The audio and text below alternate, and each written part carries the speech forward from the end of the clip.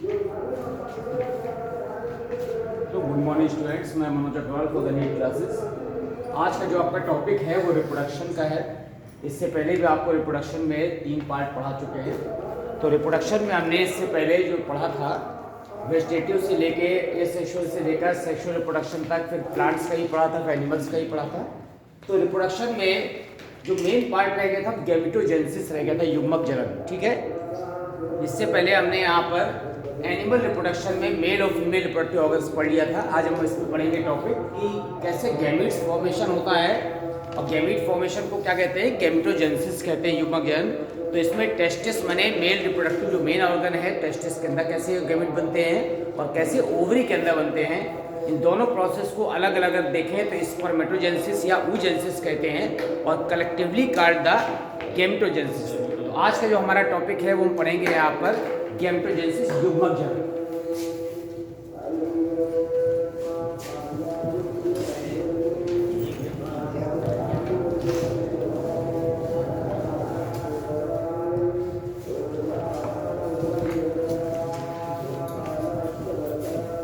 ठीक है, the formation of the gametes,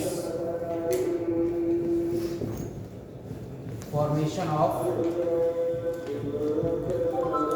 gametes in reproductive organs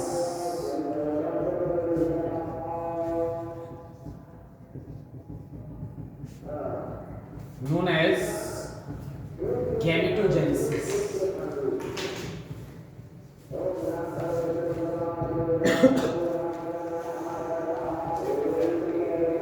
जनन अंगों में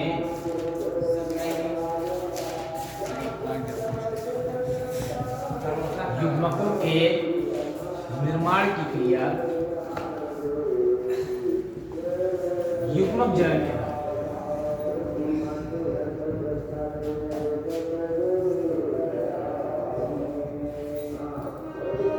अब गैमेटोजेनेसिस जब टेस्टिस में होती है तो उसको स्पर्मेटोजेनेसिस कहते हैं, और जब ओवरी में होती है तो उसको oogenesis कहते हैं।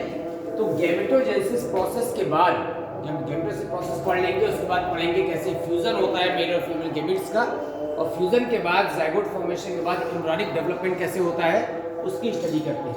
तो सबसे पहले यहाँ पर गैमेटोजेनेसिस की डेफिनेशन हो गई। मेल रिप्रोडक्टिव ऑर्गन्स यहाँ पर टेस्टिस है और फीमेल रिप्रोडक्टिव ऑर्गन्स क्या है, ओवरी। दोनों के अंदर अलग अलग युग्मक जनन पढ़ने से पहले जो गैमेटोजेनेसिस में मेन 3 स्टेजेस होती हैं, पहले उसकी स्टडी करेंगे।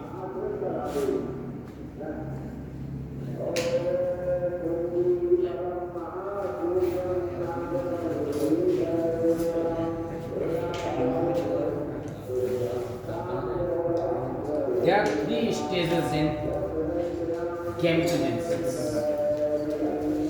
गैमेटोजेनेसिस में 3 स्टेज होती हैं। कौन कौन सी होती है?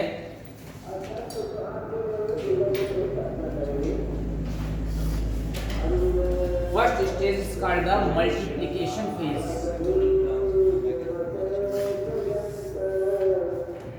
मल्टीप्लिकेशन फेज, तो 3 स्टेज रख सकते हैं या 3 फेजेस लिख सकते हैं, प्रावस्थाएं, 3 फेजेस। इसको कहते हैं हिंदी में गुणन प्रावस्था।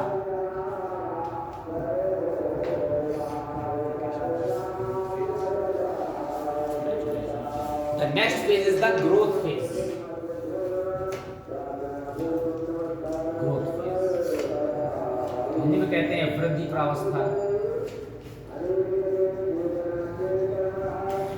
And the third phase is the maturation phase, परिपक्वन प्रावस्था कहते हैं।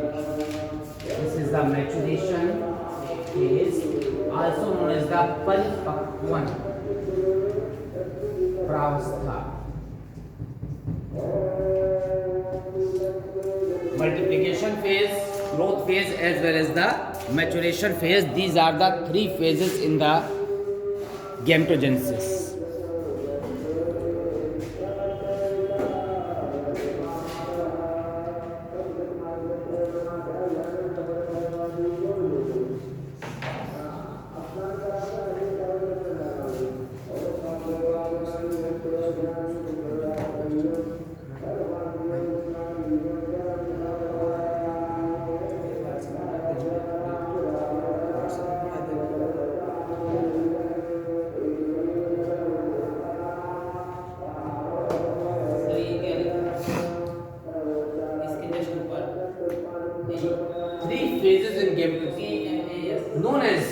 शॉर्ट में लिख दिया है। The formation of the gametes in the reproductive organs is known as gametogenesis, युग्मक जनन। बायोलॉजी में हमको केवल सेंटेंस पूरा करना है, ये समझना आना चाहिए, बस ग्रामेटिकल मिस्टेक नहीं देखनी है। वो हम इंग्लिश में पढ़ लेंगे, इज एम आर कहाँ लगाएंगे, शुड विल कहाँ लगाएंगे, सब चाहे डायरेक्ट इनडायरेक्ट एक्टिव पैसिव कैसे ही बने सेंटेंस को जोड़ दो बस है। मैं तो सेंटेंस तो जोड़ दो कह रहा हूँ ना, थोड़ी कि आधा सेंटेंस छोड़ दिया। अब तुम पता चला कि क्वेश्चन लिखा है एक्टिव, फिर तुम उसको पैसिव में रिस्पॉन्स का जवाब दो, इसमें दिमाग नहीं लगाना, वो इंग्लिश में पढ़ लेंगे, यहाँ पर केवल सेंटेंस कॉपी करेंगे।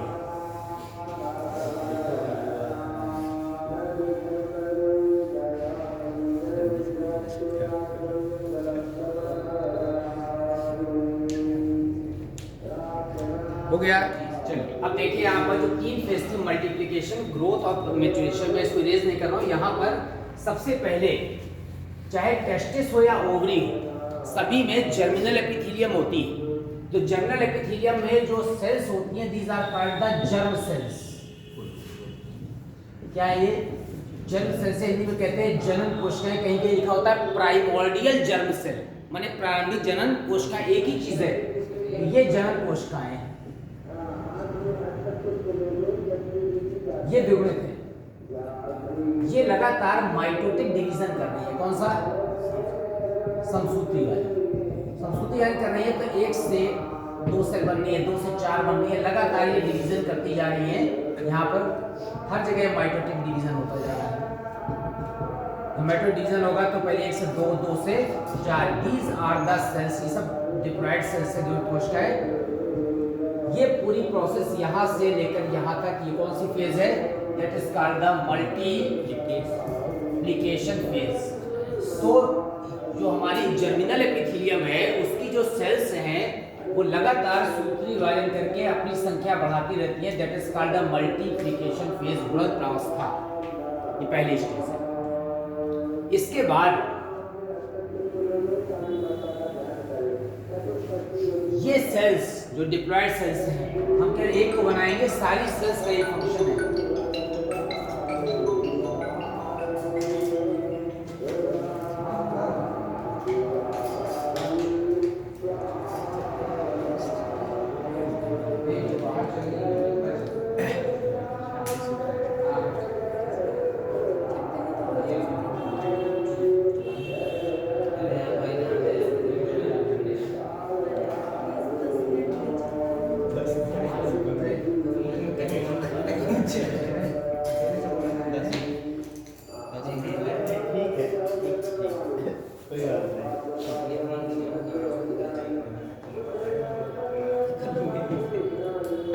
अब यहाँ से ये जो सेल्स है, ये सेल्स क्या करेगी? ग्रोथ करेगी। अब केवल एक सेल को बनाते रहे, ये आकार में इसने इलाज कर लिया, ठीक है। दैट इज, अभी तक इन सेल्स को यहाँ पर मल्टीप्लिकेशन फेज के अलावा जब टेस्टिस और ओवरी दोनों पे जाएंगे तो अलग अलग नामांकन होगा, अभी लेवल नहीं कर रहे। इस सेल ने अपना साइज बढ़ाया, शेप बढ़ाया, that is called the growth phase, वृद्धि प्रावस्था। वृद्धि प्रावस्था में इस सेल ने अपना साइज क्या कर लिया? इंक्रीज कर लिया। अब इसके बाद तीसरी फेज थी मैच्योरेशन फेज, परिपक्वन प्रावस्था। इस मैच्योरेशन फेज में यहां पर सबसे पहले डिवीजन होगा meiotic first, meiotic division first. जब मियोटिक डिवीजन फर्स्ट होगा, अर्धसूत्री विभाजन प्रथम, तो ये सेल में यहाँ पर सबसे पहले 2 सेल बनी एक से, और ये क्या हो गई? हैप्लॉइड हो गई, ठीक है। जैसे ही सेल हैप्लॉइड हो गई यहाँ पर, तो मियोटिक, अब क्या होगा कि टेस्टिस और ओवरी दोनों में अलग अलग नामांकन होगा, अलग अलग शेप और साइज होगा, उसकी स्टडी बाद में करेंगे। मियोटिक डिवीजन फर्स्ट के बाद यहाँ पर दूसरा डिवीजन हुआ मियोटिक सेकेंड।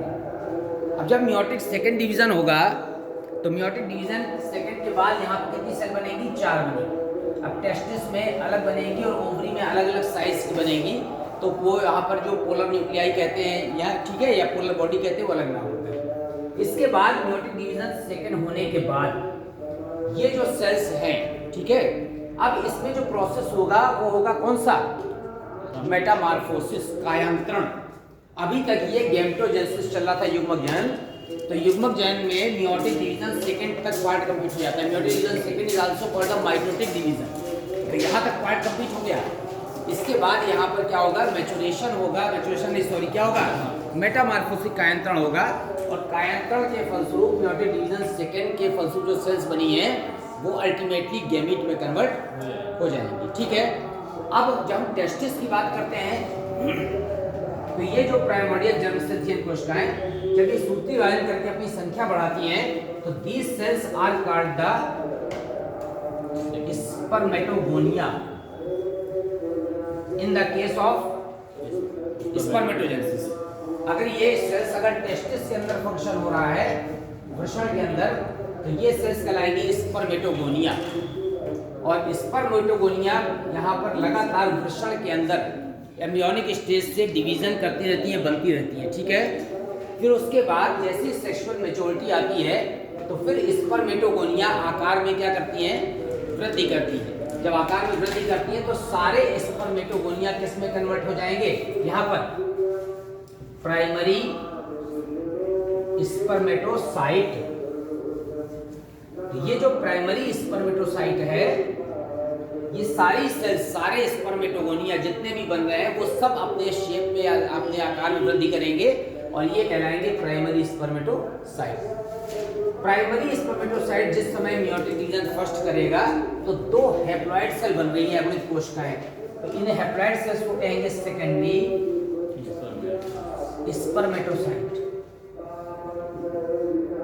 ठीक है। और जो सेकेंडरी स्पर्मेटोसाइट था that ultimately goes into the meiotic division second और लास्ट में बनेगा स्पर्मेटिड्स। क्या बनेगा? स्पर्मेटिड्स।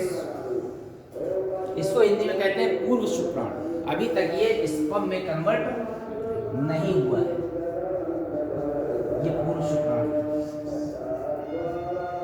अब इस वाले प्रोसेस में स्पर्मेटिड्स में इसमें कायांतरण होगा, मेटामॉर्फोसिस। तो कायांतरण क्रिया में क्या क्या चेंज होगा? कायांतरण क्रिया में देखिए जो स्पर्मेटोजेनेसिस है, उस स्पर्मेटोजेनेसिस में दो पार्ट हैं। यहाँ पर मैंने लिख दिया स्पर्मेटोजेनेसिस, माने वृषण के अंदर किसका बनना? शुक्राणु। इसमें दो पार्ट। इसमें सबसे पहले बनेगा यहाँ पर स्पर्मेटिड्स। तो क्या लिखेंगे? एक पार्ट है formation of spermatids, formation of spermatids. तो पहले तो स्पर्मेटिड बन गया और फिर उसके बाद जब उसका मेटामॉर्फोसिस होता है तो उसको कहते हैं स्पर्मियोजेनेसिस। स्पर्मियोजेनेसिस, इसका एक और नाम है, इसको कहते हैं स्पर्मेटालियोसिस। और दूसरा नाम है जो कहते हैं यहाँ पर कायांतरण। तो स्पर्मियोजेनेसिस भी कह सकते हैं, स्पर्मेटालियोसिस भी कह सकते हैं और कायांतरण भी कह सकते हैं। तो यहाँ तक का वर्णन तो हमने देख लिया। इसके फलस्वरूप जब कायांतरण होगा तो कायांतरण में जो स्पर्म बन रहा है शुक्राणु, उसमें क्या क्या चेंजेस आएंगे? स्पर्मेटिड माने पूर्व शुक्राणु, तो स्पर्म माने शुक्राणु। तो स्पर्मेटिड से जब कायांतरण शुरू होता है तो मेटामॉर्फोसिस के फलस्वरूप स्पर्म बनता है। एक स्पर्मेटोगोनिया से कितने स्पर्म बनेंगे? 4। तो कभी कभी इस तरह क्वेश्चन आता है कि अगर जो है 1000 स्पर्म बनाने के लिए कितने प्राइमरी स्पर्मेटोसाइट चाहिए? ठीक से समझो, 1000 स्पर्म बनाने के लिए कितने प्राइमरी स्पर्मेटोसाइट चाहिए? 250, 2 बार। और कितने सेकेंडरी स्पर्मेटोसाइट चाहिए? 500, ठीक है ना। तो इसलिए आपको ध्यान रखना है कि स्पर्मेटिड बनने तक मेयोटिक डिवीजन सेकंड कंप्लीट हो जाता है।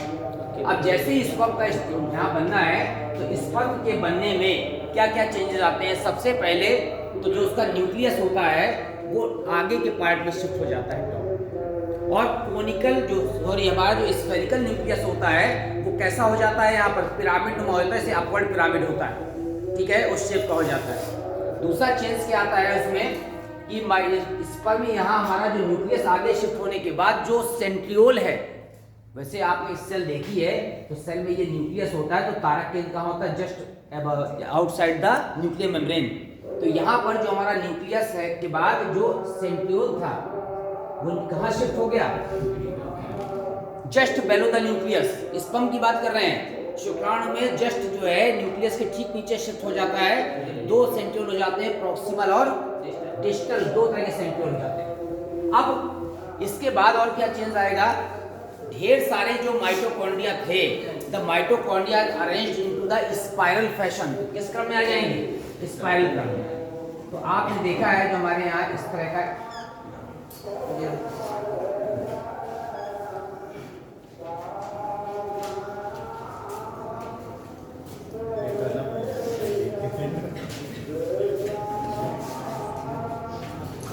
this is the head, this is the neck, this is the middle piece, और लास्ट में क्या आ गया? तो चेंज क्या क्या आया इसमें? जो यहाँ पर न्यूक्लियस था स्फेरिकल, वो कैसा न्यूक्लियस हो गया? यहाँ पर कोनिकल शिफ्ट हो गया। ये हो गया न्यूक्लियस।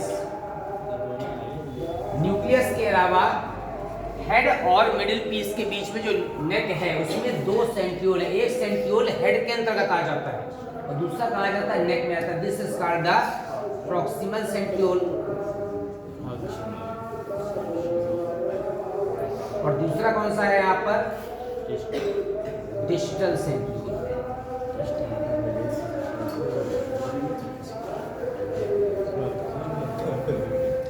डिस्टल सेंट्रियोल, ठीक है। अब ये जो मिडिल पीस है यहाँ पर, इस मिडिल पीस में the chain of spiral mitochondria की स्पाइरल चेन लगी होती है। यहाँ पर लिखेंगे, यहाँ पर स्पाइरल चेन ऑफ माइटोकॉन्ड्रिया की सर्पिल श्रृंखला लगी हुई है। और उसके बाद क्या रह जाएगा? टेल। तो जो चेंजेस आए मेटामॉर्फोसिस के समय, वो यहाँ पर न्यूक्लियस आगे के पार्ट पर आ गया। जो सेंट्रियोल है वो न्यूक्लियस के जस्ट नीचे शिफ्ट हो गए नेक के फॉर्म में। जितने भी माइटोकॉन्ड्रिया थे वो स्पाइरल चेन में कन्वर्ट हो गए ताकि इसको क्या मिल सके? एनर्जी मिल सके, और ये फ्लैजेलेट टेल। अब हेड के ऊपर एक स्पेशल स्ट्रक्चर और लग गया, that is called the acrosome cap. काहे से बनी है ये? Acrosome cap is formed by the Golgi body which is responsible for the piercing of the ovum। तो ओवम को भेदने के लिए एक्रोसोम से विशेष प्रकार के एंजाइम रिलीज होते हैं, that is called the acrosin as well as the hyaluronidase. ये एंजाइम है जो स्पर्म को पियर्स करने या भेदने में क्या करते हैं? सहायता करते हैं। तो आपने देखा किस तरह से स्पर्मेटोजेनेसिस में पहले स्पर्मेटिड बना,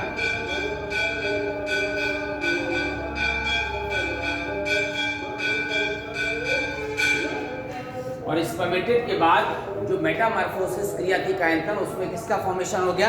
स्पर्म का बन गया। तो यहाँ पर मिलियंस ऑफ स्पर्म बनते रहते हैं, और स्पर्म का जो मैचुरेशन होता है वो प्यूबर्टी के बाद, या कहना चाहिए 10 से 12 या 14 साल के बाद शुरू होता है। इसके पहले जो स्पर्म नहीं बनते हैं, केवल क्या होता है, जो जर्म सेल है वो डिवाइड करती रहती है। केवल किस स्टेज में रह जाती है? स्पर्मेटोगोनिया के फॉर्म में रहती है। इसमें यहाँ पर ग्रोथ और मैचुरेशन पार्ट शुरू होता है, जिस समय यहाँ पर कौन सी स्टेज आती है? चाइल्डहुड के बाद यंग स्टेज आती है, उस समय शुरू होता है। ठीक है, वयस्क नहीं कहना चाहिए, वयस्क नहीं कहना चाहिए, या कह सकते हैं कौन सी स्टेज? यंगर। ठीक है, अब हम आते हैं इसमें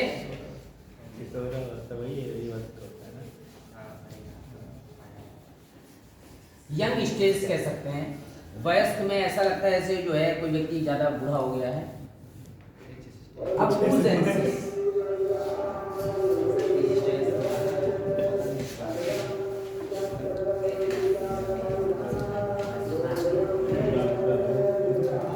अंडाणु जन्म प्रक्रिया कहाँ होती है? ओवरी में होती है।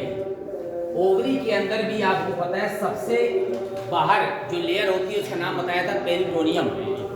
पेरिटोनियम के बाद जो मिडिल लेयर थी that is called the germinal epithelium और इनर मोस्ट लेयर थी यहाँ पर ट्यूनिका एल्बोजियम। तो जर्मिनल एपिथेलियम की जो सेल्स हैं वो सेल्स यहाँ पर डिप्लॉयड है, अभी तक मियोटिक डिवीजन नहीं हुआ है, तभी इसको प्राइमोर्डियल जर्म सेल या केवल जर्म सेल कह सकते हैं, प्रारंभिक जर्म कोशिका। अब ये सेल्स फिर से कौन सा डिवीजन करेंगी? Mitotic division. तो माइटोटिक डिवीजन करेंगे यहाँ पर, तो डिप्लॉयड सेल्स मैं थोड़ा साइज छोटा कर दे रहा हूँ, फिर से माइटोटिक डिवीजन होगा।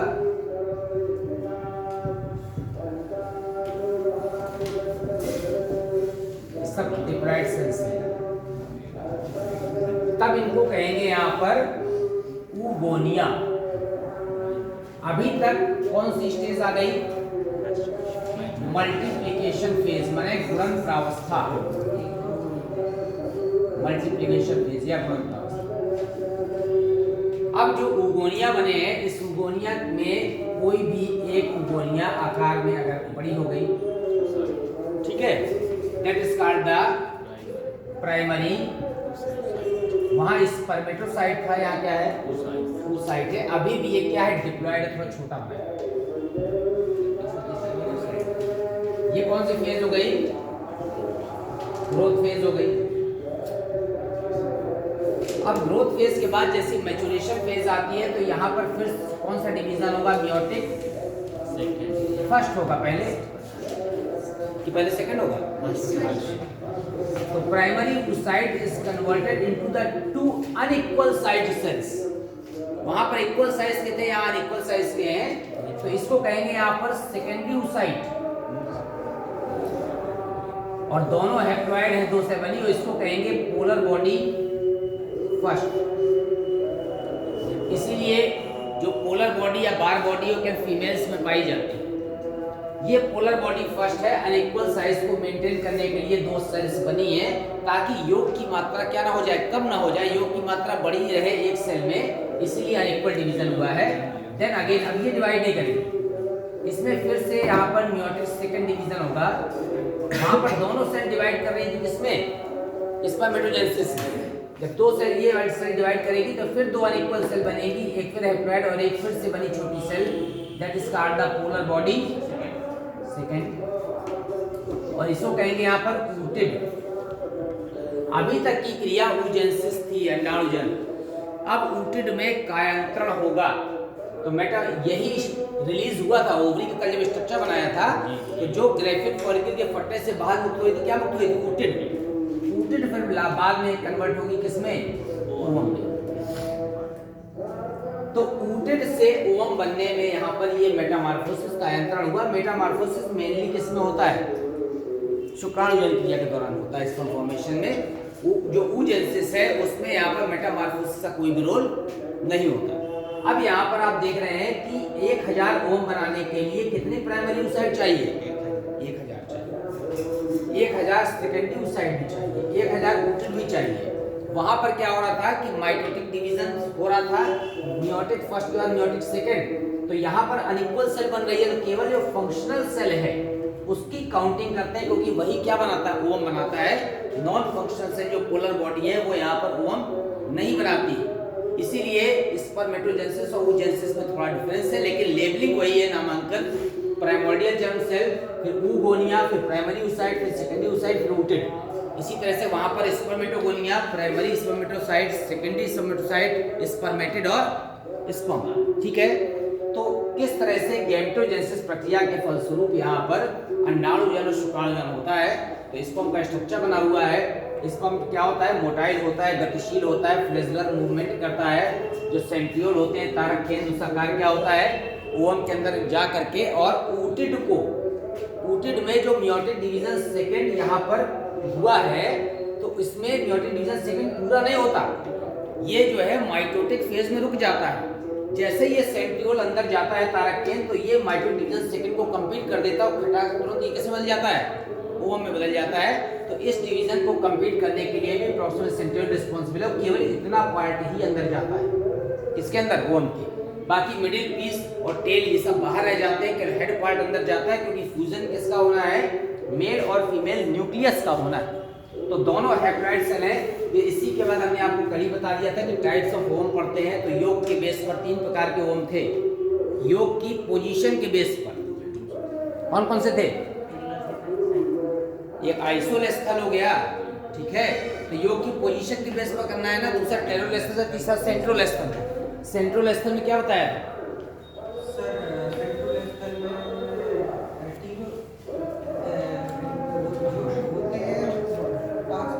अरे यार, योग is surrounded by cytoplasm. Centre पर योग है, चारों साइडों में गया तो सेंट्रोलेस्थल। टेरोलेस्थल में 2 पोल हैं, एक एनिमल एक वेजिटल, ठीक है ना।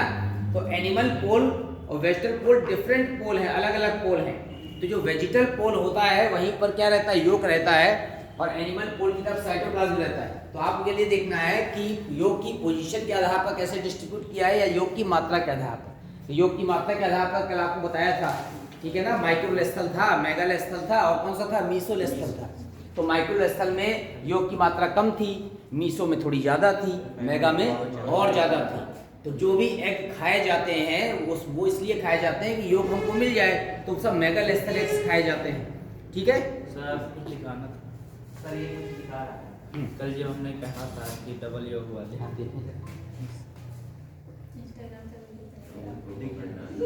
नहीं कोई बात नहीं, कोई चीज़ अगर कहीं पर जानकारी है तो हमको ही मिलनी चाहिए।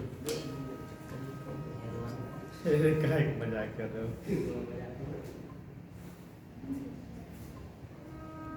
आज हम आपको शॉक करने वाले हैं। ये देखो भाई, डबल योग। डबल योग नहीं है यार, पता है एक है। अरे मैं बता रहा हूँ आपको, ये आप जो ट्विंस पढ़ते हैं ना, ट्विंस पढ़ते हैं, that is the example of the twins. ये कौन सा ट्विंस था? ये यहाँ पर जो चारों तरफ की जो कवरिंग है ओम की, समझ रहे हैं ना, जो कवरिंग है वो एक्चुअली कवरिंग सेम है, और उसके अंदर जो है 2 अलग अलग फर्टिलाइज्ड एग हो गए। तो जब फर्टिलाइजेशन देखिए क्या होता है कि जैसे एक होता है मोनोजाइगोटिक, एक होता है डाइजाइगोटिक। तो 2 जाइगोट बन गए हैं, लेकिन उसके चारों ओर की जो कवरिंग है वो एक ही रह गई, समझ रहे हैं। वो जाइगोट 2 बन गए और दोनों की कवरिंग क्या हो गई है? एक हो गई है, इसलिए आपको ऐसा लग रहा है। नॉर्मली ऐसा होता है कि एक यहाँ पर ओम है, उसके अंदर योग भरा हुआ है, तो उसकी कवरिंग है ना कैल्शियम कार्बोनेट की, यहाँ पर कवरिंग एक हो गई है और 2 अलग अलग जाइगोट क्या हो गए? डेवलप। अभी डिवीजन नहीं शुरू हुआ है, क्या हुआ है? उसमें फ्यूजन हो गया, चारों तरफ से सिंपल एक मेम्ब्रेन बन गई किसकी? कैल्शियम कार्बोनेट की, इसलिए ऐसा दिख रहा है। अब वो लोग जो ये वाले एक्सपेरिमेंट करते हैं, ऐसे वीडियो बनाते हैं, ठीक है ना, वो कोई साइंटिस्ट नहीं है, समझ रहे हैं ना। वो केवल आमलेट बनाने वाले हैं। उनको केवल ये दिखाई दिया कि 2 पार्ट देखे, उसके चारों की कवरिंग क्या है? एक हो गई है। तो कभी भी एक चीज समझ लीजिए, योग का 2 पार्ट अलग अलग सेपरेट हो गया, अगर सपोज करिए एग एक ही है, तो योग के 2 पार्ट जो अलग अलग सेट हो गए, तो ये यहाँ पर 2 अलग अलग योग नहीं है। योग किसी कारण से अलग अलग पोजीशन पर 2 पार्ट में क्या हो गया? डिफरेंशिएट हो गया। बाकी उसके अंदर का योग एक ही है, केवल उसकी मेम्ब्रेन जो है, जो एक सिंपल मेम्ब्रेन थी, तो वहाँ क्या हो गया? 2 पार्ट में डिवाइड हो गई है। तो अभी जो बता रहा था, क्या सेंटेंस में बोला था कि यहाँ पर देखिए 2 अलग अलग योग हैं। तो 2 अलग अलग योग का मतलब है तब होता है जब यहाँ पर अलग अलग उसका पार्टीशन हो, दोनों योग की मेम्ब्रेन है, समझ रहे हैं। नॉर्मली एक ही योग होता है सिंपल मेम्ब्रेन से घिरा हुआ, तो एक्सेप्शन वेरिएशन हो सकते हैं। 5 उंगली होती है, किसी की 6 तो छंगा हो जाता है, 4 हो जाती है चंगा हो जाता है, तो क्या हो गया वो, ठीक है। तो ये सब क्या है? म्यूटेशन है, वेरिएशन। जब आप वेरिएशन पढ़ते हैं, म्यूटेशन और परिवर्तन, तो उसमें लिखा रहता है इट मे बी जर्मिनल और मे बी इन्वायरमेंटल। कभी कभी वातावरणीय दशाओं से भी परिवर्तन हो जाता है, और वातावरणीय दशाओं के अलावा जो है जीन्स तो मेनली रिस्पॉन्सिबल होते ही हैं।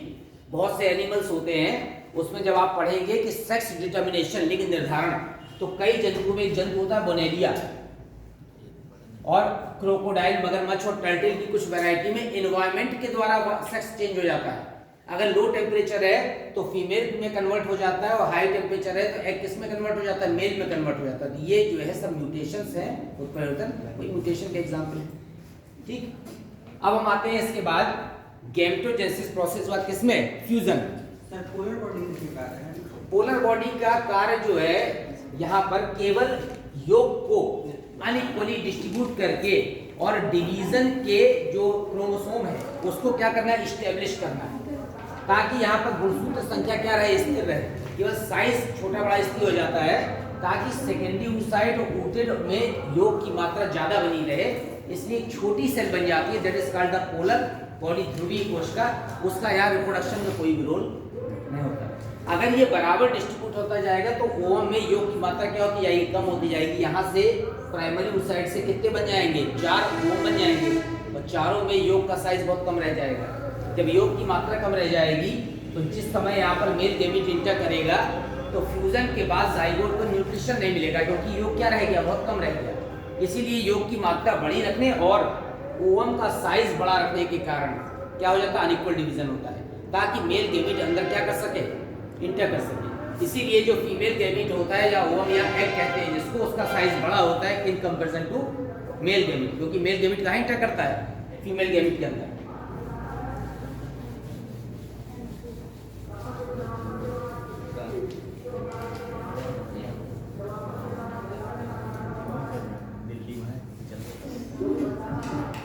हम पढ़ते हैं फ्यूजन।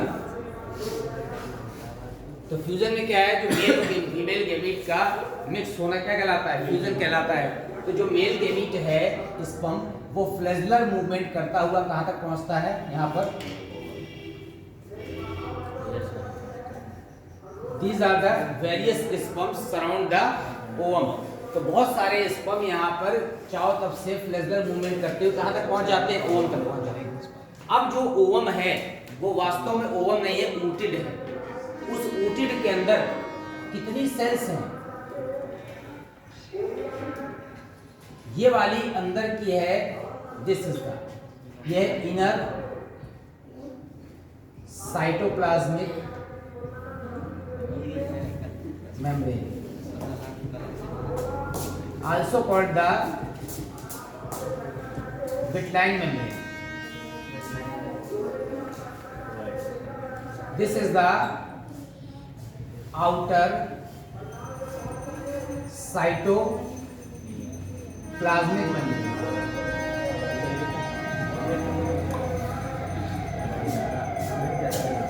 इसके बाहर की लेयर को क्या कहते हैं, जोना पेनिसुला, और आउटर मोस्ट लेयर को क्या कहते हैं, कोरोना रेडिएटा। इतने पार्ट आपको दिख रहे हैं, ठीक है ना। सबसे बाहर कोरोना रेडिएटा, कल आपने देखा था स्ट्रक्चर, उसके अंदर जोना पेलुसिडा, उसके अंदर 2 लेयर है, एक आउटर साइटोप्लाज्मिक मेम्ब्रेन है, एक इनर साइटोप्लाज्मिक मेम्ब्रेन, इसको विटलाइन मेम्ब्रेन भी कहते हैं। अब जैसे ओवम यहाँ पर वाइब्रेट करते हुए या फ्लैजेलर मूवमेंट करते हुए आते हैं, तो उस समय यहाँ स्पर्म जब आते हैं तो स्पर्म के अंदर भी चेंज होता है। क्या चेंज होता है यहाँ पर कि ये जो स्पर्म है, जैसे ही यहाँ पर oocyte के नजदीक आते हैं तो इसमें चेंजेस होता है कि यहाँ पर इनफ्लक्स ऑफ सोडियम आयंस, यहाँ पर सोडियम आयन कहाँ जाते हैं, अंदर की तरफ जाते हैं। तो इनफ्लक्स ऑफ सोडियम आयन के कारण ये जो एक्रोसोम कैप है ये एक्टिवेट हो जाती है, और जब एक्रोसोम टोपी एक्टिवेट हो जाती है तो it secretes the enzyme acrosin as well as hyaluronidase. ये दोनों एंजाइम सीक्रेट करता है कौन, एक्रोसोम टोपी। These are responsible for the penetration of the ovum membrane। तो अंडाणु की झिल्ली को भेदने के लिए ये दोनों एंजाइम यूजफुल होते हैं, हाइलुरोनिडेज और एक्रोसिन। तो ये जो एक्रोसिन और हाइलुरोनिडेज है ये क्रमशः कोरोना रेडिएटा और जोना पेलुसिडा इन दोनों लेयर को भेद देते हैं। अब जब ये दोनों लेयर को भेद देंगे तो ये जो इसका साइटोप्लाज्म है ये चारों तरफ से स्पर्म को क्या करेगा, कवर करेगा, ठीक है। तो जब ये चारों तरफ से स्पर्म को कवर करेगा तो यहाँ पर एक कोन की तरह का स्ट्रक्चर बन जाएगा। कैसा कोन, उसे कहेंगे यहाँ पर फर्टिलाइजेशन कोन, क्योंकि यहाँ जो इसका यहाँ पर ओवम वो भरा हुआ है साइटोप्लाज्म, उसमें जैसे ही कैल्शियम आयन की मात्रा बढ़ेगी, यहाँ पर किसकी बढ़ रही है, due to influx of sodium ion, और यहाँ पर ओवम के अंदर कैल्शियम आयन की मात्रा बढ़ते ही ये एक्टिवेट हो जाएगा और इसका जो साइटोप्लाज्म है चारों तरफ से स्पर्म के हेड को घेर लेगा।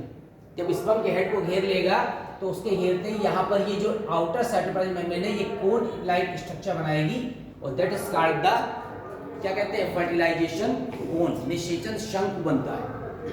अब उसके बाद इसका जो न्यूक्लियस है, ये न्यूक्लियस इस विटलाइन मेम्ब्रेन को जैसे ही टच करता है तो विटलाइन मेम्ब्रेन तुरंत अपने चारों ओर, यही विटलाइन मेम्ब्रेन तुरंत कन्वर्ट हो जाती है, that is called the fertilisation membrane. तो उसे क्या कहते हैं, निषेचन कला। तो जैसे ही इसका न्यूक्लियस इसके अंदर पहुंचा, चारों तरफ से ये जो विटलाइन मेम्ब्रेन घेरे हुए हैं, it convert into the fertilisation membrane and it prevents the polyspermy. ये दूसरे शुक्राणु को बनाने से रोक देगी, ठीक है ना। तो इसीलिए मनुष्य में केवल मोनोस्पर्मी दशा पाई जाती है। एक शुक्राणु अंदर जाने के बाद दूसरे शुक्राणु को अंदर आने से फर्टिलाइजेशन मेम्ब्रेन रोक देती है, ठीक है। और जब वो रोक देगी तो उसे कहेंगे निषेचन कला is impermeable for the sperms.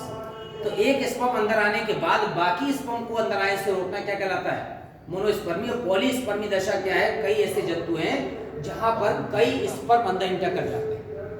जब कई स्पर्म अंदर इंटर कर जाएंगे तो पॉलीप्लॉइड दशा हो जाएगी, बहुगुणित। लेकिन ह्यूमन बीइंग क्या है, डिप्लॉयड है, इसलिए एक स्पर्म के अंदर जाते ही एन और एन दोनों मेल और फीमेल गैमीट का जैसे ही फ्यूजन हुआ, ये कौन सा गैमीट था, मेल गैमीट था, मेल गैमीट माने स्पर्म, और ये था यहाँ पर फीमेल गैमीट। जैसे ही दोनों यहाँ पर मिलेंगे तो फ्यूजन हो जाएगा, डिप्लॉयड हो जाएगा, और डिप्लॉयड यहाँ पर इसको क्या कहेंगे, जाइगोट। जाइगोट फिर लगातार डिवीजन करेगा, ठीक है, तब उसे कहेंगे एम्ब्रियोनिक डेवलपमेंट। तो एम्ब्रॉय बना भ्रूण, और कहीं कहीं वर्ड यूज करते हैं foetus. What is the difference between the embryo and foetus? Embryo और फीटस में क्या अंतर है? दोनों ही जन्म के पहले की स्टेज हैं।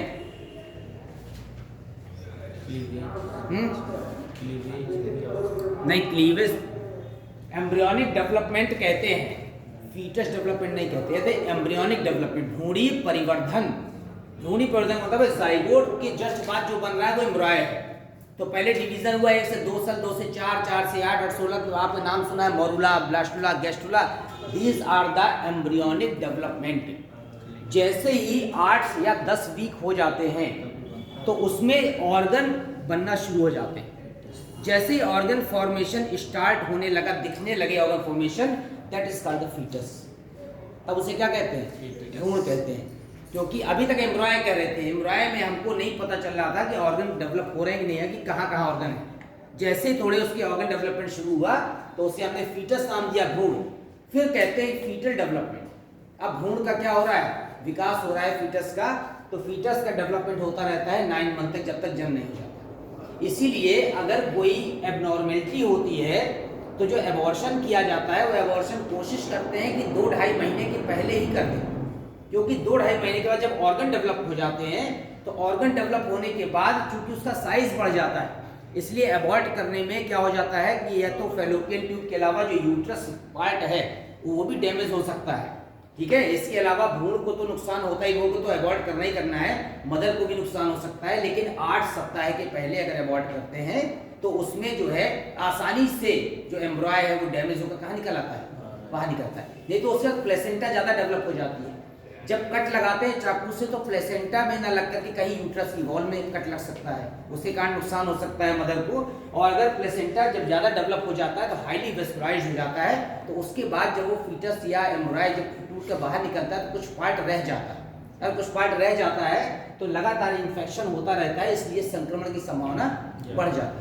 तो यहाँ पर जो फ्यूजन है उसे मेल फीमेल गैमीट का, उसमें आपको के लिए ध्यान रखना है कि एक्रोसोम जिस समय अंदर जा रहा है तो कौन कौन से एंजाइम सिक्रीट कर रहा है। एंजाइम सिक्रीट करने के बाद कोरोना रेडिएटा जोना पेरिसोटा को भेद करके साइटोप्लाज्मिक मेम्ब्रेन को भेद कर अंदर विट्लाइन मेम्ब्रेन तक जाता है, और विट्लाइन मेम्ब्रेन ही चारों तरफ से तुरंत क्या बना देती है, फर्टिलाइजेशन मेम्ब्रेन बना देती है। जब फर्टिलाइजेशन मेम्ब्रेन बना देगी तो फिर अदर स्पर्म को अंदर जाने से रोक देगी। इसलिए यहाँ पर इसमें क्या पाई जाएगी, मोनोस्पर्मी दशा पाई जाएगी। इसके बाद जाइगोट बन जाएगा, जाइगोट फिर डिवाइड करेगा तो क्या बनाएगा, यहाँ पर पहले ब्लास्टुला बनाएगा कि मोरुला, मोरुला 16 सेल स्टेज है, ब्लास्टुला बनता है, उसके बाद ब्लास्टोसील बन जाता है, फिर गैस्ट्रोला, वो एम्ब्रियोनिक डेवलपमेंट में पढ़ेंगे, ठीक है। तो यहाँ पर फ्यूजन के बाद पोस्ट एम्ब्रियोनिक डेवलपमेंट क्या क्या डेवलपमेंट हो रहा है वो एम्ब्रियोनिक डेवलपमेंट में हम देखेंगे। तो आपने यहाँ पर गैमेटोजेनेसिस प्रोसेस पढ़ लिया, गैमेटोजेनेसिस के बाद क्या पढ़ लिया, फ्यूजन पढ़ लिया। फ्यूजन में मेल गैमीट का स्ट्रक्चर आपको ध्यान रखना है, मेल गैमीट किस तरह से इंटर करता है, मेल गैमीट का कौन सा पार्ट क्या करता है, उसकी मेम्ब्रेन को भेदने के लिए रिस्पॉन्सिबल है, और जो सेंट्रियोल है वो यहाँ पर सेल डिवीजन को स्टिमुलेट करने के लिए रिस्पॉन्सिबल है। फिर फ्यूजन हो जाता है तो क्या बन जाता है, जाइगोट बन जाता है। इसके बाद यहाँ पर जितनी भी अदर प्रोसेस हैं, जिसे हम यहाँ पर कहते हैं कि जनन संबंधी जितने भी डिफेक्ट हो सकते हैं, उन डिफेक्ट्स की स्टडी अलग से करते हैं। और इसके अलावा जो टेस्ट ट्यूब बेबी है या अदर जितनी भी रिप्रोडक्टिव टेक्निक्स हैं कि अगर रिप्रोडक्टिव ऑर्गन किसी व्यक्ति या महिला के ठीक से फंक्शन नहीं कर रहे हैं तो सहायक जनन प्रौद्योगिकी नाम से एक अलग से टॉपिक है, ये उसे कहते हैं असिस्टेड रिप्रोडक्टिव टेक्नोलॉजी, कि कैसे जनन की विभिन्न विधियों से या विभिन्न टेक्नोलॉजी की सहायता से क्या किया जाए, शिशु को डेवलप किया जाए या शिशु निर्माण किया जाए। तो उसमें आपका टेस्ट ट्यूब बेबी भी आता है, उसी में गिफ्ट आता है, उसी में गिफ्ट आता है, ठीक है ना, उसी में इंट्राफेलोपियन यूट्राइन ट्रांसफर आता है। तो यह इंट्रा यूट्राइन ट्रांसफर आईयूपी हो सकता है, इंट्राफेलोपियन ट्रांसफर हो सकता है, शिफ्ट हो सकता है, गिफ्ट हो सकता है, ठीक है। हाँ, चैप्टर बना दिया गया, मतलब अलग से होता क्या है तो ह्यूमन बीइंग से रिलेटेड उन टॉपिक्स को अलग से रख दिया गया, सहायक जनन प्रौद्योगिकी के नाम से स्टडी करते हैं। तो वो सर किताब में नहीं है? किसमें ये होगा? जनन वाला रिप्रोडक्शन वाला है लेकिन हाँ, सहायक जनन प्रौद्योगिकी नाम से होगा। मुझे लगता है कि जो है 12th वाली बुक्स में शिफ्ट कर दिया, कभी ऐसे कर दिया है बेटा? हाँ होगा, शिफ्ट गिफ्ट नहीं है, उसमें धर्म से बात खत्म। नहीं बेटा, ये तो जो अभी आप पढ़ रहे हैं ये केवल ह्यूमन रिप्रोडक्शन है। इसके अलावा सहायक जनन प्रौद्योगिकी करके, ठीक है, या जनन की विधियों के नाम से अलग से कोई ना कोई ऐसे किसी अलग टॉपिक के नाम से दिया हो सकता है, लेकिन है ऐसा नहीं कि नहीं। उसमें टेस्ट ट्यूब बेबी होगा, उसमें यहाँ पर इन विट्रो फर्टिलाइजेशन इसको कहते हैं, इन वीवो है, इन विट्रो फर्टिलाइजेशन है, टिश्यू कल्चर है, तो अलग अलग मेथड दिए होंगे, वो किताब में होगा, ठीक है। एक बार जो है ध्यान से पूरी किताब को देख लेना। तो ऐसे कोई टॉपिक नहीं है जो उसमें ना हो। वैसे हो सकता है कि कुछ बुक्स ने सिलेबस के हिसाब से कुछ पार्ट को 11th में कर दिया, उसको 12th में कर दिया है, कि जो पुरानी बुक्स हैं वो अभी भी कंबाइंड है, उसमें सारा मैटर एक ही बुक में है। तो चाहे वीरबाला रस्तोगी, चाहे रमेश गुप्ता हो, लिखेंगे तो ह्यूमन बीइंग्स के बारे में ही, एनिमल्स के बारे में जो लिखा होगा उसमें कहीं पर कम दिया होगा, कहीं पर ज़्यादा इलाज करके दिया होगा। ज़्यादा जो होता है किताब बीएससी में ऐसा है कि आपने जो हाई स्कूल में पढ़ा था उसका इलाजमेंट आप इंटर में पढ़ते हैं, जो इंटर में पढ़ा है उसको थोड़ा और इलेबोरेशन करते हैं तो बीएससी में पढ़ते हैं। बीएससी के बाद एमएससी में वही पर जो प्रकाश संश्लेषण है ना, फोटोसिंथेसिस, वो कक्षा 2 से शुरू होता है, ठीक है ना, है वही फोटो, डेफिनेशन थोड़ी बदल जाएगी, बस थोड़ा सा एक्सप्लेनेशन बढ़ता है, इलेबोरेशन बढ़ता जाएगा। आगे हम जो है जो उसके एमएससी में जाते हैं तो जो फोटोसिंथेसिस होती है उसमें जो लाइट और डार्क रिएक्शन, लाइट रिएक्शन में जो साइक्लिक और नॉन साइक्लिक है, फिर साइक्लिक के अंदर और पार्ट हो जाते हैं, तो उसका डिटेल डिस्क्रिप्शन पढ़ते जाते हैं, बाकी प्रोसेस तो वही रहती है, बनता वही है। अब ह्यूमन रिप्रोडक्शन पे ह्यूमन के ऑर्गन्स ही पढ़ेंगे। बस ये है कि अभी हमने इतना शॉर्ट में कर दिया, जब आप और ज़्यादा पढ़ेंगे एनिमल रिप्रोडक्शन में या कहीं रिसर्च वगैरह करेंगे तो फिर स्पर्म के बाद जितने उसके अलग अलग पार्ट हैं उन सब की डिटेल स्टडी होगी कि कैसे स्टिमुलेशन होता है, तो किस पार्ट में किस तरह की परमिएबिलिटी चेंज होती है। तो पूरा जो एनिमल और प्लांट सिस्टम है वो सब सेल मेम्ब्रेन पर निर्भर करता है, और सेल मेम्ब्रेन किस पर निर्भर करती है, उसकी परमिएबिलिटी पर, पारगम्यता पर। आप बहुत छोटा सा एग्जाम्पल देख लीजिए कि हमारे शरीर में ये नेफ्रॉन है, देखा ना सबने स्ट्रक्चर नेफ्रॉन का। नेफ्रॉन में जो जितनी भी इम्प्योरिटीज ब्लड में होती है वो छन करके बोमेन कैप्सूल में आती है, और यहाँ से होते हुए बाद में कहाँ तक पहुँचती है, यूरेटर तक। इस हर पार्ट की अलग अलग परमिएबिलिटी क्या होती है, चेंज होती रहती है, और परमिएबिलिटी के आधार पर इससे वेरियस मटेरियल्स या तो निकलते रहते हैं या क्या होते हैं, एब्जॉर्ब होते रहते हैं। तो केवल परमिएबिलिटी पर डिपेंड करता है। यहाँ पर जो लिक्विड आया है दैट इज कॉल्ड द, क्या कहलाता है, नेफ्रिक फिल्ट्रेट। उसके बाद आते हैं यहाँ पर प्रॉक्सिमल कन्वर्टिव ट्यूबुल में, समीपस्थ कुंडलित नलिका में the membrane is permeable for the solute as well as the water, दोनों के लिए। उसके बाद जब नीचे आते हैं the membrane is permeable only for the, किसके लिए बताओ, साल्ट के लिए। कि वाटर के लिए? वाटर के लिए। फिर इसके बाद किसमें आते हैं? Ascending loop of Henle. It is only permeate for the NaCl। फिर और आगे आते हैं डिस्टर कनेक्टेड ट्यूबुल में, तो it is only responsible for the permeability of the ions. Last में जो बचता है वो यूरिन।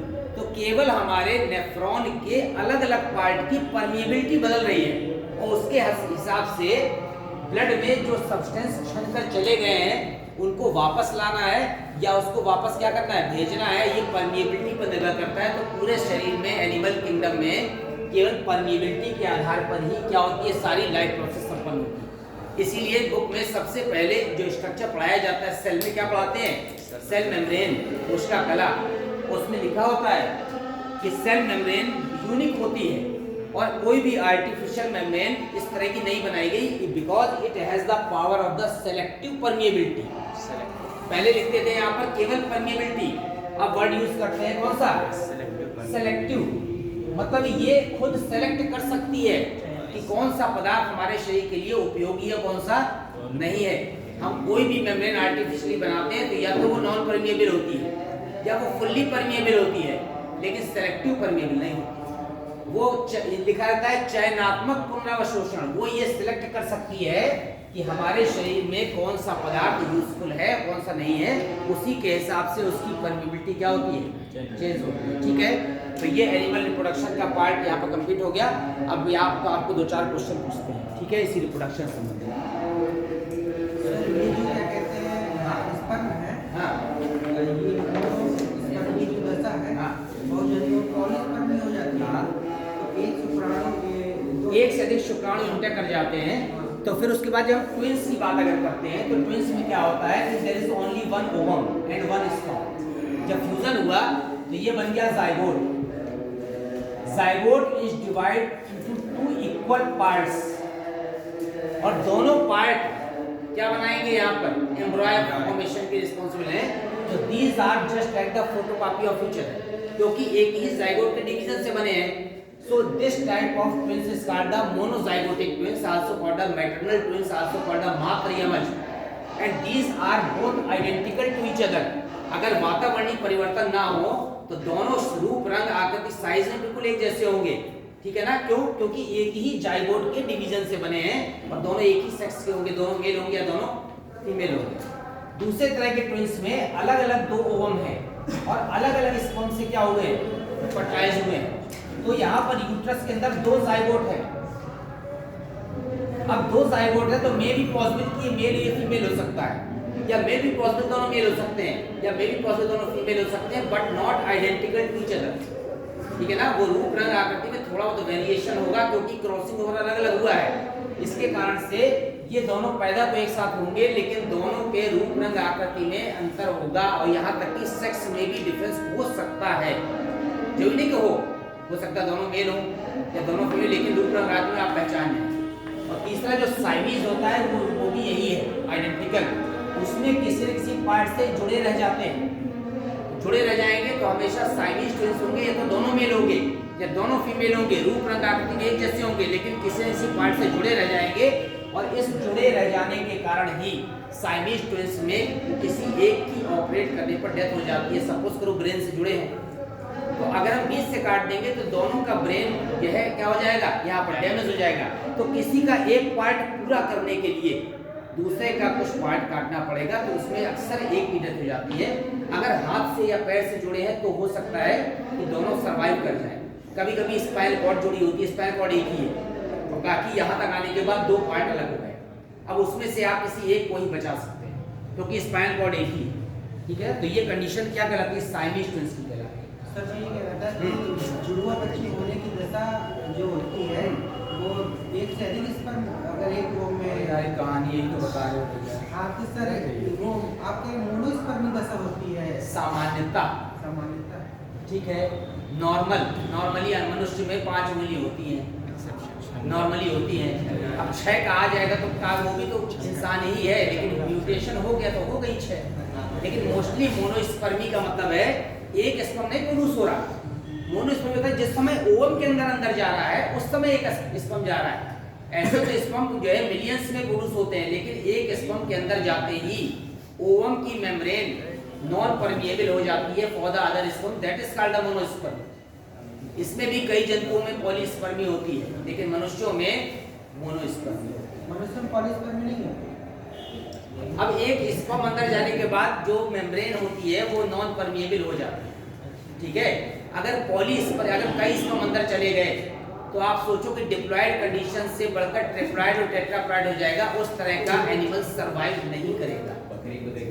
प्लांट्स में तो हो सकता है, पौधों में यहाँ पर पॉलीप्लॉयड दशा हो जाती है। जैसे आपका जो व्हीट है, गेहूं है, वो कैसा है? हेक्साप्लॉयड है। जो हमारा व्हीट है, व्हीट का क्या होता है वर्टिकल नेम?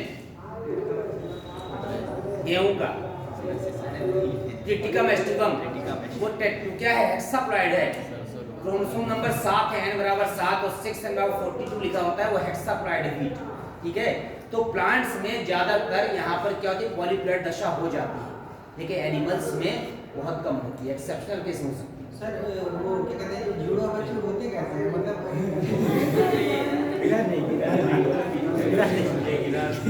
एक इस उम्र में एक ही स्पर्म करेंगे यार, अभी तो 3 दशा बताई थी भैया। नहीं सर, आपने एक स्पर्म जो आपने किया है ना, हाँ, एक अधिक स्पर्म नहीं जाते। देखो, अगर एक स्पर्म एक ओवम को फ्यूज करेगा तो एक जायगोट बनेगा। अब अगर जायगोट यहाँ से 20 से 2 पार्ट में डिवाइड कर गया, पहला डिवीजन, और दोनों पार्ट अलग अलग एम्ब्रॉय को डेवलप करेंगे, अलग अलग शिशु को डेवलप करेंगे, that is also the twins called the monozygotic, मात्र यमज, ठीक है, मोनोपेरेंटल भी कहते हैं। अब अगर यहाँ 2 अलग अलग ओवम हैं, एक लेफ्ट ओवरी में एक राइट में, और दोनों अलग अलग स्पर्म से फ्यूज हो गए, इस तरह का केस कम होता है, लेकिन हो सकता है। तो यहाँ पर 2 अलग अलग स्पर्म अलग अलग ओवम को फ्यूज कर रहे हैं, तो 2 जाइगोट बन रहे हैं, that is called the dizygotic, that called the fraternal twins. और ये वाला अगर जुड़ा रह गया कहीं से तो साइमेज ट्विंस। तो जरूरी नहीं कि एक स्पर्म हो, एक से अधिक स्पर्म अलग अलग ओवम को फ्यूज, अगर एक ओवम को फ्यूज किया है और फिर ट्विंस बना है तो समझ लीजिए कि मोनोजाइगोटिक, ठीक है। अगर 2 अलग अलग ओवम को फ्यूजन किया है तो क्या है? डाइज, तो वो भी ट्विंस है।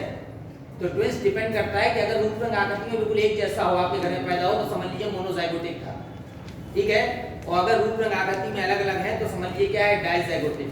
और साइमीज वाले डेंजरस होते हैं, वो ना हो ज्यादा अच्छा है, कहीं कोई ना कोई पार्ट जुड़ा रह जाता है, तो जब जुड़ा रह जाएगा तो ऑपरेट कराना पड़ता है। उसमें ऑपरेट कराना जरूरी नहीं कि दोनों सर्वाइव कर जाए, और ये भी जरूरी कोई एक सर्वाइव कर जाए। पॉलीस्पर्मी दशा में क्या कहते हैं, एक से अधिक स्पर्म ओवम को फ्यूज करते हैं। एक से अधिक स्पर्म अंदर चले जाते हैं, फ्यूजन करते हैं, वो प्लांट्स में होता है, एनिमल्स में नहीं होता है। एनिमल्स में मोस्टली नहीं होता है, कॉमनली नहीं होता है पॉलीस्पर्मी, ठीक है। हो भी गया तो उसमें उसके बच्चे में क्या है? अरे यार, पॉलीप्लॉयड हो जाएगा भैया। पॉलीप्लॉयड जान रहे हो क्या होता है? मनुष्य क्रोमोसोम संख्या 2, इसमें n मिलके कितना हो गया? उसमें क्या हो जाएगा? 3n, 4n, 5n, 6n, बच्चे ना बढ़ जाएंगे, क्रोमोसोम बढ़ जाएंगे। शिशु तो एक ही रहेगा, क्रोमोसोम संख्या अगर 3n हो गई माने 23 गुणे 3, 4n हो गई तो 23 गुणे 4। अब ये जब क्रोमोसोम संख्या बढ़ जाएगी तो जब गैमेटोजेनेसिस होगी, युग्मक जनन होगा, तो युग्मक भी क्या हो जाएंगे? ज्यादा क्रोमोसोम के हो जाएंगे, और जब ज्यादा हो जाएंगे क्रोमोसोम के तो वो फ्यूजन नहीं कर पाएंगे, ठीक है। तो ये जो दशा है, देखो हम बताएं, अब आप जो आप पूछना चाह रहे हैं वो उसे कहते हैं प्लॉइडी। प्लॉइडी ये म्यूटेशन में है। प्लॉइडी 2 प्रकार की होती है, एक को कहते हैं यूप्लॉइडी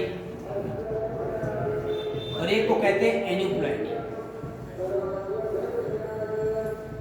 यूप्लॉइडी में यू माने होता है इवन, यूप्लॉइडी में क्रोमोसोम का पूरा सेट बढ़ता है। जैसे हम कहते हैं 2 दर्जन केले, 3 दर्जन, 4 दर्जन, तो नॉर्मली होता है 2n, तो 2n से बड़ा तो 3n, 4n, 5n, इसमें या n का मतलब है मनुष्य के लिए कितना? 23, तो पूरा सेट बढ़ता है। जैसे हम कहते हैं यहाँ पर कि जब हमारे पास जो है 2 दर्जन हैंगर है, तो उसमें बढ़ाएंगे तो 3 दर्जन हो गए, 4 दर्जन हो गए, ये पूरा सेट बढ़ रहा है, समझ रहे हैं। एन्यूप्लॉइडी में पूरा सेट नहीं बढ़ता, इसमें क्रोमोसोम संख्या 2n है, तो या तो 1 बढ़ जाती है या 1 कम हो जाती है, या फिर 2 बढ़ जाते हैं या फिर 2 क्या हो जाते हैं, कम हो जाते हैं। अब आप सोचो कि मैंने ऐसा लिखा है 2n + 2n का मतलब है 23 जोड़ी, मैंने 46। अगर एक बढ़ गया तो 47 हो गए और एक घट गया तो कितने हो गए, 45। अब देखिएगा हर क्रोमोसोम सेट में है इस तरह के 23 जोड़े हैं। अब अगर ये वाला एक बढ़ा है, इसका मतलब है कि एक जगह कहीं 2 की जगह कितने हो गए, एक जगह कहीं, ठीक है। तो सपोज करो कि ये वाला दूसरे नंबर का बढ़ गया, तो हम इसको लिखेंगे 2n + 1, ब्रैकेट में लिखेंगे सेकंड बराबर 47। 47 तो है, कौन सा बढ़ गया है, दूसरे नंबर का एक बढ़ गया है। तो इसी तरह से जो डाउन सिंड्रोम होता है उसमें 21वें नंबर का बढ़ता है, तो उसे कहते हैं 21 ट्राइसोमी। ट्राई माने 30, 2 की जगह कितने हो गए। ये ट्राई नहीं था, ये था ट्रिप्लॉइड, इसमें पूरा सेट बढ़ा था और यहाँ पर एक बढ़ा है, इसे यहाँ पर कहेंगे ट्राइसोमी। अब अगर लिखा है कहीं 2n + 1 + 1, इसका मतलब है कि अलग अलग सेट में एक एक बढ़ गया है, समझ रहे हैं। और अगर कहीं लिखा है 2n + 2, इसका मतलब है किसी एक ही सेट में कितने बढ़ गए हैं, 2 बढ़ गए हैं। तो आप देखिए 2n + 1 + 1 का मतलब हुआ यहाँ पर 48 और 2n + 2 का मतलब भी क्या हो गया, 48। लेकिन दोनों में अंतर है, 2 बार +1 लगा है मतलब अलग अलग सेट में एक एक बढ़ा है, ठीक है। जैसे इस लाइन में एक सीट बढ़ा दो, इस वाले में एक बढ़ा दो, और 2n + 2 का मतलब है एक ही सेट में इकट्ठा 2 बढ़ गए। तो एक ही सेट के किसी पर्टिकुलर नंबर पर 2 की जगह 4 हो गए, इसलिए यहाँ पर इसे कहेंगे, यहाँ पर ये वाला जो दशा है 2n + 1 + 1, इसे कहते हैं डबल, क्या डबल क्या कहेंगे बताइए। अच्छा अगर एक बढ़ रहा था तो क्या कर रहे थे, ट्राइसोमी। 2 बढ़ रहे तो टेट्रासोमी, ठीक है ना। टेट्रा माने 4, इसका मतलब है कि 2 की बजाय यहाँ पर कितने हो गए एक्स्ट्रा। अगर कहीं लिखा है 2n - 1 बराबर 45, इसे क्या कहेंगे, मोनोसोमिक कहेंगे, ठीक है। अगर लिखा है 2n - 1 - 1, इसे क्या कहेंगे, इसे कहेंगे डबल मोनोसोमिक। क्या कहेंगे, डबल मोनोसोमिक। और अगर लिखा है कहीं 2n - 2, इसका मतलब ये तय हुआ, इसे कहेंगे न्यूलिसोमिक। तो मोनोसोमिक है कि न्यूलिसोमिक है कि ट्राइसोमिक है कि टेट्रासोमिक है, दशाएं हैं ये प्लॉइडिया। तो भैया समझ में आ गया, ठीक है। तो वो जो तुम बता रहे हो वो ये दशा है जिसमें पूरा सेट बढ़ता है, 2n से 3n, 3n से 4n, और ये है सिंड्रोम। एन्यूप्लॉइडी का मतलब सिंड्रोम, इसमें गुणसूत्र का पूरा सेट नहीं बदलता, इसमें एक या अधिक गुणसूत्र संख्या कम या ज्यादा होती है, तो उसे क्या कहते हैं, एन्यूप्लॉइडी कहते हैं, ठीक है। चलिए मैं आपको 1-2 क्वेश्चन पूछता हूँ इसी संबंध में। हाँ इस बार टेस्ट में आपको जो है अच्छा पेपर नहीं लाना पड़ेगा। बना के दे दीजिए, हम घर में कर लेंगे।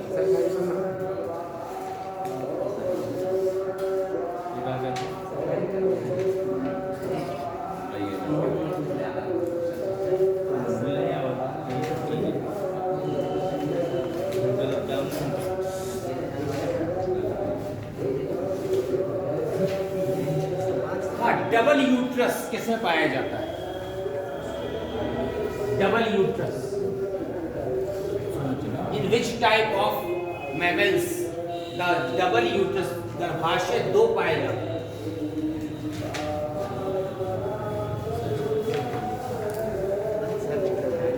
Double uterus is found in the placental mammals, ठीक है, sorry marsupial mammals. Marsupial pouch किसमें होता है, कंगारू में, उसको किसमें रखते हैं, मेटाथीलिया में। तो मेटाथीलिया में there is double uterus are present, इसीलिए उसमें लिखा होता है कि जो शिशु विकसित होते हैं या पैदा होते हैं वो क्या होते हैं, अविकसित होते हैं। जो मार्सुपियल पाउच में रहते हैं वो भी प्लेसेंटा से जुड़े रहते हैं और इसीलिए उनको न्यूट्रिशन मिलता रहता है ताकि वो 2-4 महीने तक उसी के अंदर ही सर्वाइव कर सकते हैं, बाहर नहीं कर सकते। Double uterus is found in the Metatheria या मार्supial एनिमल्स।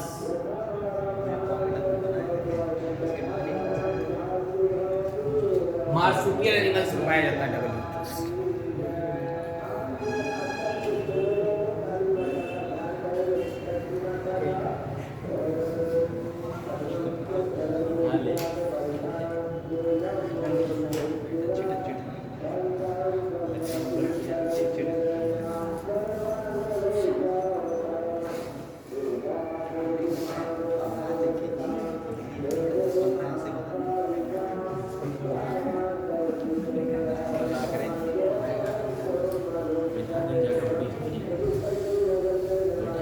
अब देखिए एक शुगर होती है फ्रक्टोज होती है ना, तो फ्रक्टोज शुगर किसमें पाई जाती है? मैं 4 ऑप्शन लिख रहा हूं। Fructose sugar is present in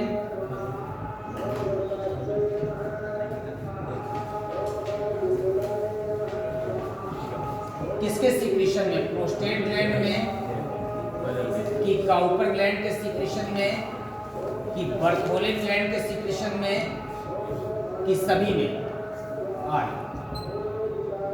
fructose sugar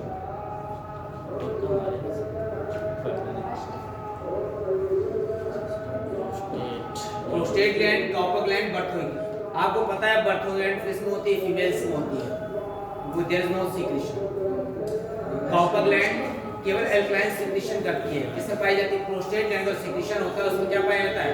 fructose for the activation of the sperm. ठीक,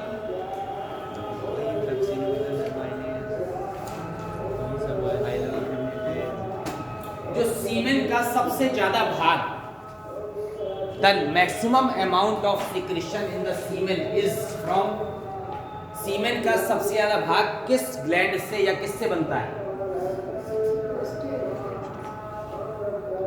वहां पर सेमिनल वेसिकल है, प्रोस्टेट ग्लैंड है, बल्बोयूरेथ्रल ग्लैंड है, इन ऑल सभी सीमेन का सबसे ज्यादा भाग कौन सीक्रेट करता है?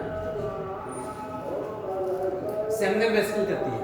शुक्राशय है ना, अप्रॉक्स 75 से 80% part of the semen is contributed by the seminal vesicle, शुक्राशय।